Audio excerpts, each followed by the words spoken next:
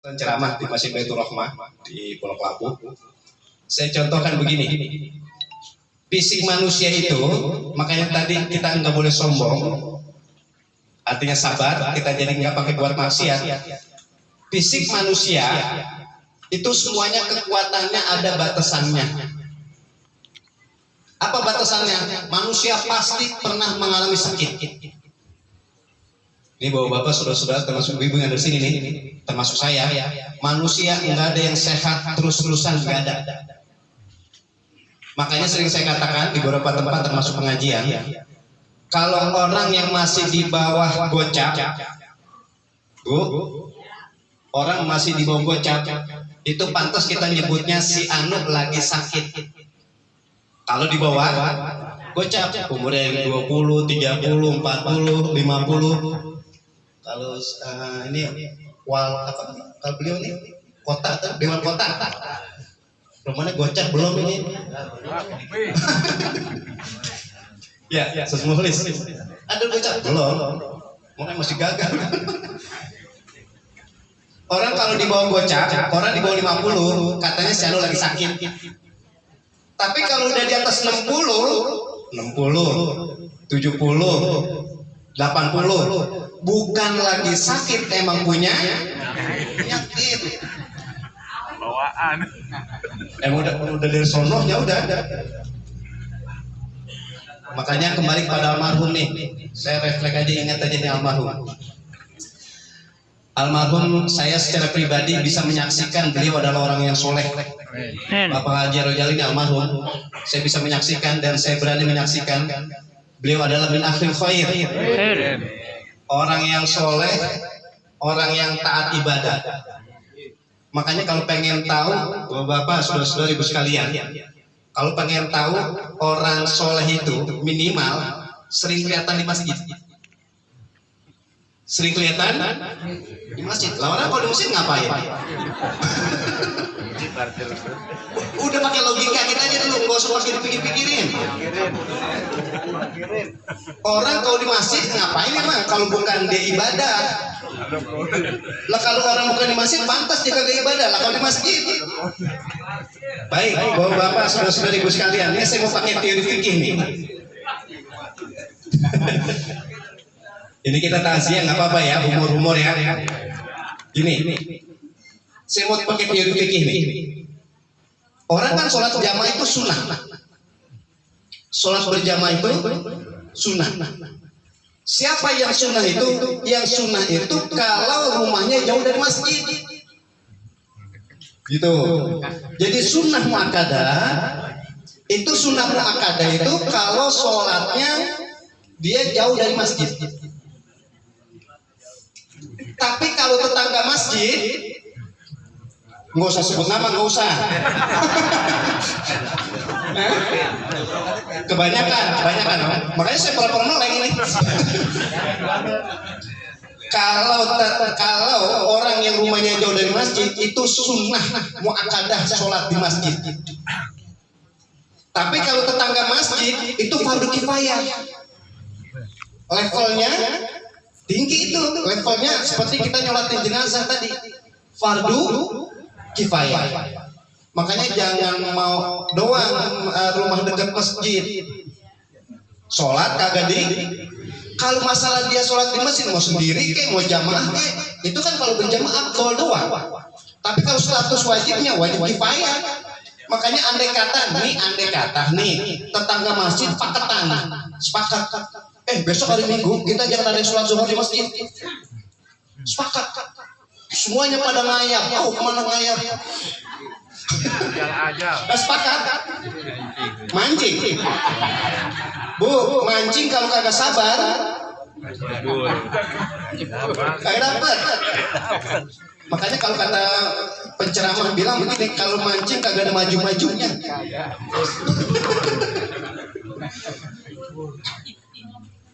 Jadi kalau tetangga masjid itu sholat di masjid fardu kifayah, wajib kifayah.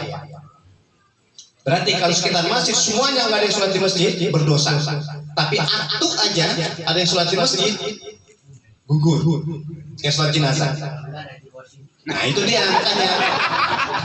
Maksud saya begitu. Jadi kita bersyukur nih,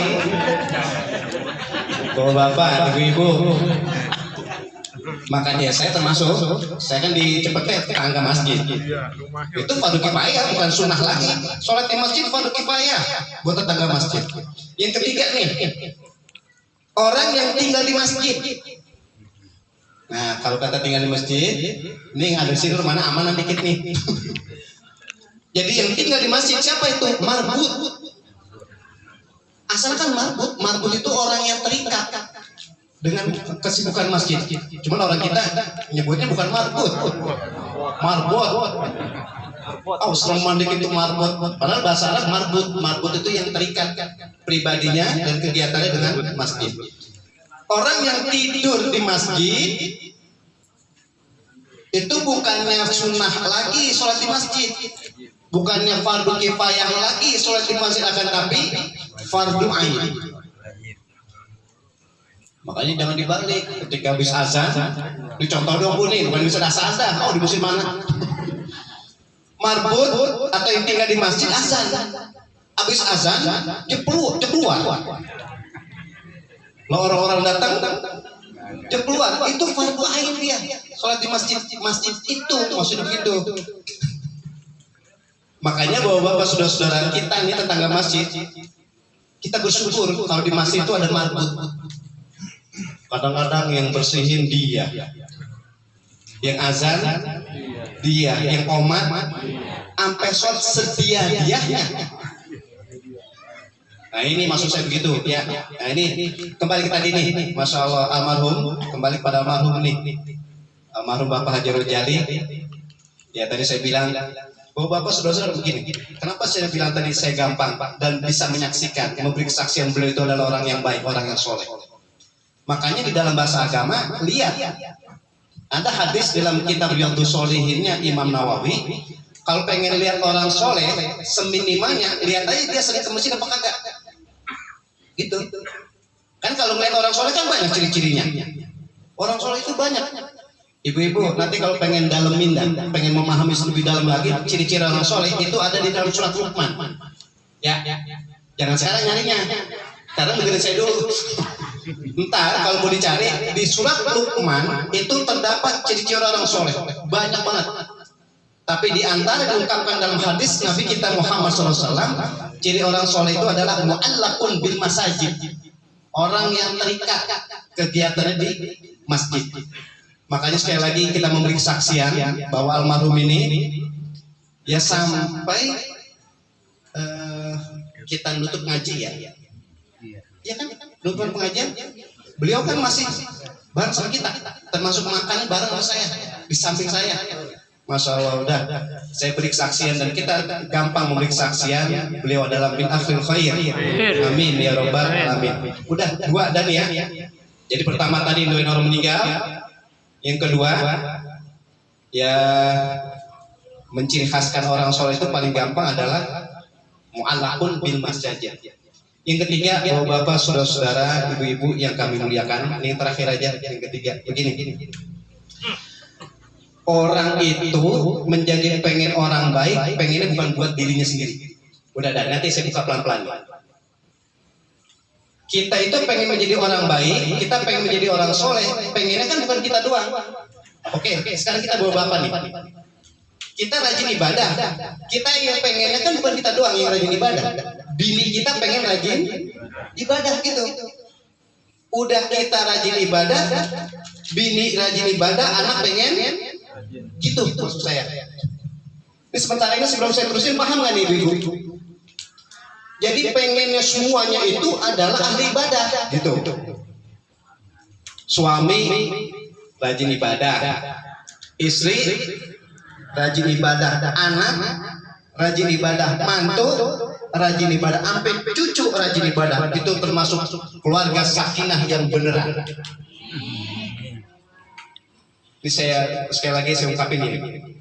Rumusnya nih, ibu-ibu ya, rumus nih. Kalau suaminya rajin ibadah, suami-suami dengar kan nih saya ngomong nih. Ya, kalau suaminya rajin ibadah, bini kudu rajin ibadah. Kudu. Suami rajin ibadah, istri kudu rajin ibadah karena tanggung jawab dunia akhirat. Tapi kebalikan, kalau istrinya rajin ibadah, suaminya belum tentu rajin ibadah. Udah betul aja. Kenapa kok kalau istri rajin ibadah, suaminya belum tentu rajin ibadah? Sebab istri enggak tanggung jawab terhadap ibadah suami. Kalau kita nih, sebelah kita nih, termasuk saya, kita rajin ibadah, bini kita enggak rajin ibadah, tanggung jawab kita dunia akhirat. Tapi kalau bini rajin ibadah nih, dia enggak tanggung jawab terhadap ibadah suami. Kalau kata orang Betawi begini, belah paham mata suami, dibilangin udah, diingetin udah, dia enggak ibadah, bini enggak tanggung jawab.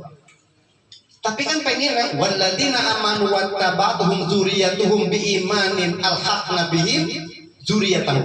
Pengen kita semua ini orang tua rajin ibadah, anak, mantu, cucu pun rajin ibadah. Itu alhaqna bihim, ini kata Allah. Kalau orang tuanya rajin ibadah, anaknya rajin ibadah, mantunya rajin ibadah, sampai ke cucunya rajin ibadah, itu di dalam surat Yasin yang tadi dipimpin oleh Ustaz Kausar, hum wa azwajuhum fi zilalin alal araiki muttaqin.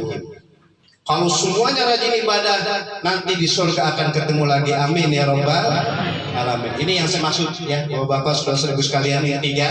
Intinya kita pengen ahli ibadah itu bukan bapaknya doang, bukan ibunya doang, bukan anaknya doang, bukan mantunya doang, bukan cucunya doang, tapi semua.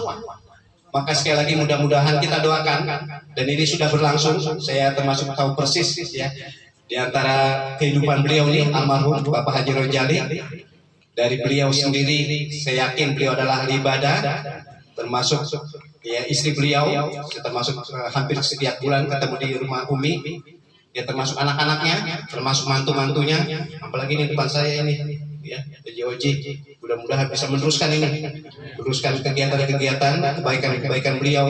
Dengan demikian insya Allah kita kumpul dalam keadaan ibadah di dunia ini. Nanti kita akan dikumpulkan dengan orang-orang tua kita, guru-guru kita, sanak famili kita, termasuk almarhum Bapak Haji Rojali di surganya Allah Subhanahu wa taala. Amin ya rabbal alamin. Ini saja yang dapat saya sampaikan, kurang lebihnya mohon maaf. Wallahul muwaffiq ila aqwamit thoriq. Wassalamualaikum warahmatullahi wabarakatuh.